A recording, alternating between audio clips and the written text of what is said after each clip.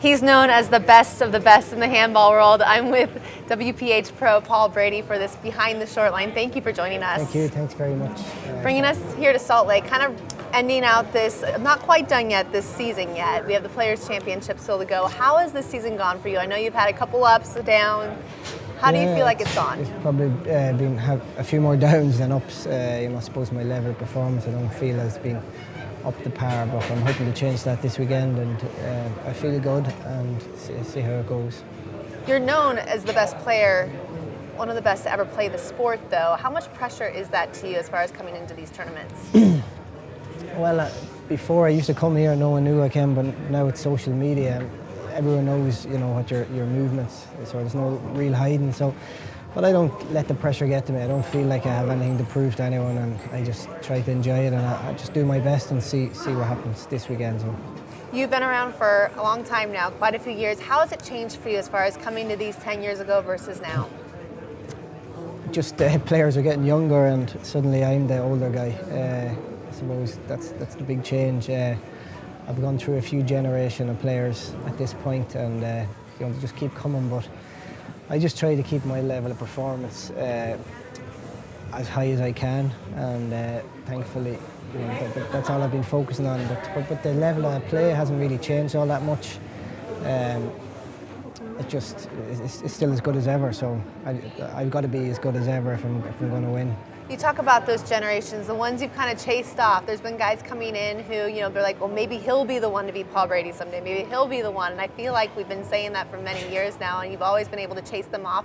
Has there ever been any certain players for you that you've been a little worried about, that you have felt on your tail? Yeah, all the time. There's players coming. But like I say, I can't really control what they're doing. I'm just trying to, get my level of play as high as I can, and see where it takes me. But of course, all the time they come all the time, and there's a couple of young Irish kids coming now as well. That's just evolution. But I just try to stay at the top of the pile. That's just what I've concentrated on, getting myself right, and that's all I can do. What at this point is your number one goal? My number one goal at this point is to win my next match, and then after that, if you ask me the same question, it'll be tomorrow lunchtime. Hopefully, if I've won the quarter-final, it'll be the same answer. But I suppose long term, it's just to the nationals is obviously at the back of my mind. But right now, I'm just focusing on this weekend, and I'll see what things are after that.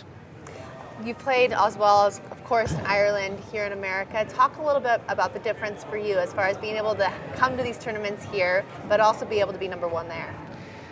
I haven't played singles there in a few years. We've the All-Ireland doubles final next weekend.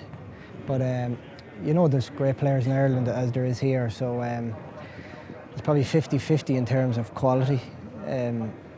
So it's obviously great. Like, the facilities here are obviously much better than in Ireland. In terms of travel and that, it can be tiring. I've found it definitely a lot more tiring in recent times. So possibly if I do this next year, I won't be coming to as many tournaments. But in terms of play between here and Ireland, I suppose the facilities is the main difference, but the players and the quality is probably the same. You've talked a little bit about slowing down and maybe stopping at some point altogether. What's changed in your life? What do you feel like you've been able to accomplish that you feel at peace as far as walking away at some point? I suppose there's other parts of life, I've developed, but I think my knees are dictating a lot of this at this point, and my elbows. You're in a lot of pain a lot of the time. People see you play, they don't realise that. I didn't have to think about that, and it's only in recent years. It's and each year it's getting worse. The wear and tear of the body. But I suppose I don't know if you're ever at peace walking away, but I'd like to go out at the top. Certainly, in terms of the Worlds and the Irish Championships and that, I've done that, and hopefully I can do the same here when I do decide to stop. I'll just have to take some adjustment to everyday life and pick up some other things to concentrate on, more different goals I can aim towards. What will you always remember as like your fondest memories? Can you remember like a certain year maybe that stuck out to you, or a certain time, or just all together? I suppose it fades, but I suppose last year was a pretty good year, both personally and even my handball as well. Like, everything kind of came full circle. Everything I've been, I suppose, always trying to achieve in life seemed to, like I say, it's come full circle for me. So all that sacrifice, and it was all worth it, just from the worlds and getting engaged and things like that. It just, like I say, it all just came together for me. But I always believed it would at some point, even through a lot of tough times. I just kept at it, and thankfully things have worked out so far anyway. How important is it to you for that younger generation? I know you work a lot with juniors as well, and even back in Ireland, see those coming up in the ranks as well. How important is it to you as far as the juniors growing and loving the sport and growing handball? Once the young kids, obviously, it's important to grow the game. If they're getting in their late teens and early 20s and they're chopping on my heels, maybe not so eager to see them come. But no, obviously, that's what everyone wants to see, the game grow. And in Ireland now, especially with a lot more one-wall, the numbers are increasing. And it's maybe a model that maybe, I think Canada are interested in replicating that, and maybe the US can, we can all learn from each other. Maybe, hopefully, they can learn something from that. I suppose I remember being in New York about 10 or 15 years ago, and Paul Williams at the time was the inner city handball commissioner, and he was saying that was the future. But I suppose it's only when I came to Ireland that we could see that probably, there's a lot to be said for that, certainly in terms of increasing numbers. So look, it's important. Obviously, the more people that play, the better for the game. Engaged now, congratulations. Getting married next year? Thank you, yes, right? yes. She doesn't play? No. She was telling me that too. No, I do not play. Have you ever taken her out there to play? Is there any? No. She's not, which is good for me. Like, she's just getting into sport a bit. She probably wasn't all that sporty before, so it's good to have someone like that where you can just step away. I get so immersed in even in the Gaelic football at home. Like, I have been so immersed in sport my whole life. Like, it's good to have someone who doesn't see me in that light. It just sees me for what I am. So it's good to have someone like that I can actually get away from everything. So, but bit by bit, she's getting into it more and more. Talk a little bit about that too, because just not an athlete in handball. Gaelic football as well, other sports. What would be like your second love? Would you say handball is your number one love? To play, yeah, it has been. Probably long term in terms of going into coaching and that. If the game grows, and obviously I want to achieve good things in that and great things in that if I can. So hopefully maybe try and get the sport bigger. I suppose long term I see my future maybe in working in coaching in Gaelic or some other sports as well. I'm doing a master's at the minute, as you know, in sports psychology. So it's something that, originally I went in with one thought, in terms of coaching Gaelic and things like that. But it's opened my eyes to all sorts of other avenues that I could go into, in my spare time away from teaching. So look, sport has always been a part of my life. So I hope I always will be as well. As far as families, a lot of times you hear about handball being generational, or kids, Dave Fink was saying he started playing when he was 3 years old. I don't know, how old were you when you started playing? I was 12. Okay, so quite a bit older. How do you get started? And I'm just curious because I don't really hear about brothers, cousins being here playing against you. Have you beat everybody that they just don't even play anymore? Like, you sent everyone away once you started playing handball? Like, I suppose my brothers played and people back home played. A lot of my friends did, and some of them came and played here, but it's a bit of an enigma. Normally people's dads introduce them to the game. My father never really played, and like I say, Gaelic football was my family's background, and I kind of just fell in love with the sport. There's no real history there from it. A lot of my brothers and friends played recreationally, and I did initially, and then I just found something that I loved, and I thought from an early age I want to be the best at it. So that's kind of how I played at school, and it just took off from there. Sometimes I do reflect back, think how did I get here now, but It is what it is, and I'm happy that things worked out the way they did. So, working with kids too, I think you see a lot of them start sports at such a young age, and knowing that you were 12 years old when you started this sport, became the best. How much is it about passion for you, and do you think it is for other people as well, as far as loving the sport, becoming the best, and really mastering it?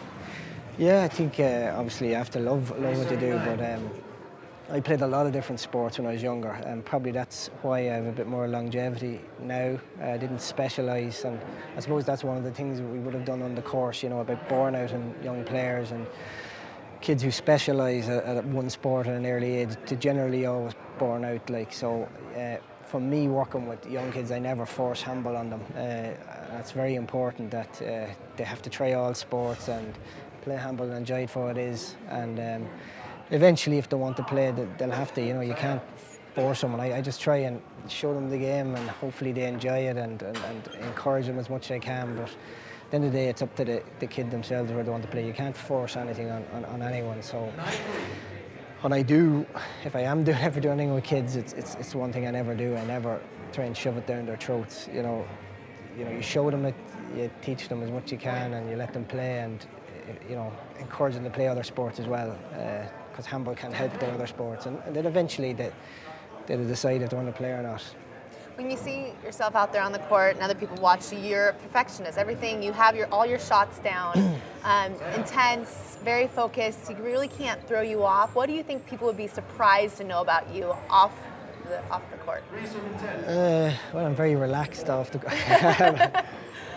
No, away from tournament, you know, especially on a night out, away from where I live at home, be a lot more relaxed, and especially when you come here and things like that, be more relaxed. But I don't really, I wouldn't like to think that I'm any different in life. You know, I am what I am, and when it comes to doing a job, I'd like to think I do it right, no matter what that job is. But I suppose people see the persona around tournaments, and while I would be very focused in life and perfectionistic, I certainly can relax and enjoy life as well. So I suppose people just don't see that around handball tournaments too much. Okay, so most embarrassing moment? Most embarrassing moment? I had an embarrassing one a few weeks ago. Some of my friends were in a WhatsApp group, handball, you know, the guys who would do coaching together. Oh, yeah. So there's about 10 guys on it. So one guy put up a thing, it was April the 1st. I got up late, and there was a funeral on, and there was a lot of things going on that day. So one of the guys got up, and later in the day he put up a post. I see Dave Vincent's talking about a big tournament next year or something. Apparently the prize money was 250 grand for the winner. So I was getting my knees done, and there was no mention of retirement, and I was buying a house. And after about 3 hours, all the guys were... Some guy just eventually goes, "What date is today?" At that stage, seriously you take the sport right there. Like, so that was a pretty recent embarrassing one. I got done for a really bad April Fool's, and the guys got a good laugh. I got a good laugh out of myself. I can't. You're in the ice bath when you find out. I was ringing up surgeons and getting my knees fixed and getting some elixir of youth, trying to get that 250 grand, but alas, it didn't exist. So it was pretty embarrassing at the time. What's your hopes for the Players' Championship? Obviously, to take it home and win. Would this be a special one for you, being this year and knowing that this next season might be one of your last? Yeah, obviously, I want to win this weekend and get the series first.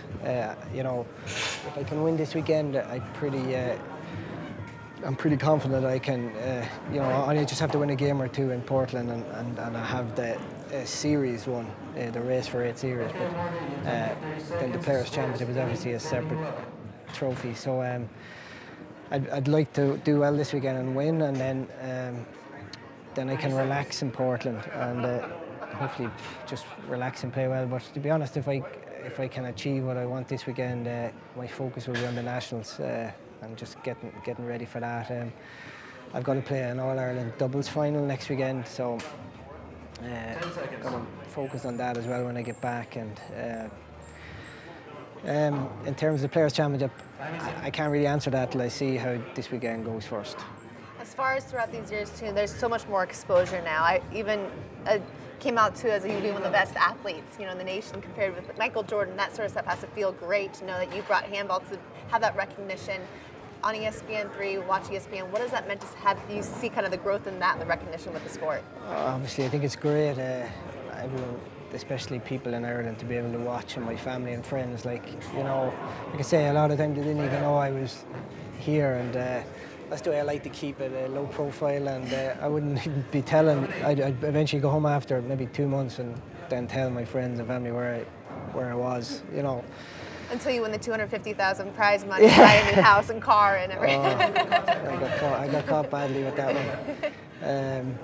But it's obviously great, for them to be able to watch, and it's obviously just been great. It's been a great journey and a great life, and but certain, going back to one of your earlier questions, a certain part of me, there is an element of peace there that it's coming near the end. I've been saying that for the last few years. I haven't definitively said that's it. I've got to think, even phasing myself out of a sport that has been such a part of my life, for so long. So I do think when I do stop, eventually I won't play again.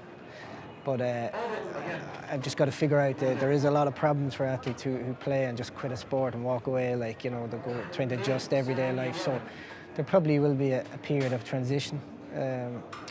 And I've already been trying to put some of them strategies in place in terms of not playing in Ireland and trying to phase things out. So I'll have to do something like that.